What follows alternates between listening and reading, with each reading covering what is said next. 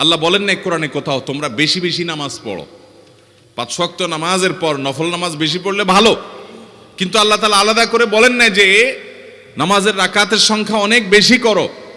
হ্যাঁ, বেশিও করার চেষ্টা করতে হবে কোয়ালিটি ঠিক রেখে, কিন্তু এই আমলটা এমন আমল জিকির যেটার পরিমাণ আল্লাহ বেশি করে করতে বলেছেন।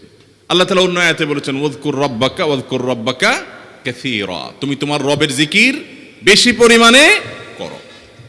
নবী করিম সাল্লাল্লাহু আলাইহি ওয়াসাল্লাম বলেছেন মাসালুল্লাযী ইয়াযকুর ওয়াল্লাযী লা ইয়াযকুর মাসালুল হাইয়্যি ওয়াল মাইয়িত, বুখারীর হাদিস।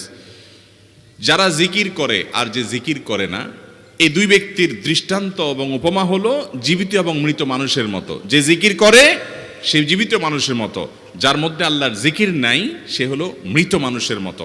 কারণ তার রূহ, তার আত্মা এটা আল্লাহর সাথে কানেক্টেড না, এটা ডিসকানেক্টেড, মৃত মানুষের মতো।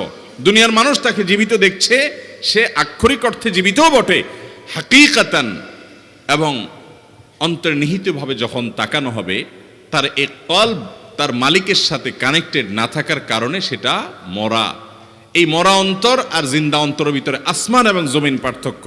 যার অন্তর জীবিত সে প্রতিটা মুহূর্তকে এনজয় করবে, প্রতিটা মুহূর্তে সে অনুভব করবে সে রব্বুল আলামিনের সাথে কানেক্টেড আছে, সে একটা শক্তি অনুভব করবে সব সময়। আল্লাহ তাকে দুনিয়াতে অভূতপূর্ব এক স্বাদ এবং তৃপ্তি দিবেন, আখিরাতেরটা তো আছেই। এই জন্য বেশি বেশি জিকির করার চেষ্টা করবো না ইনশাআল্লাহ।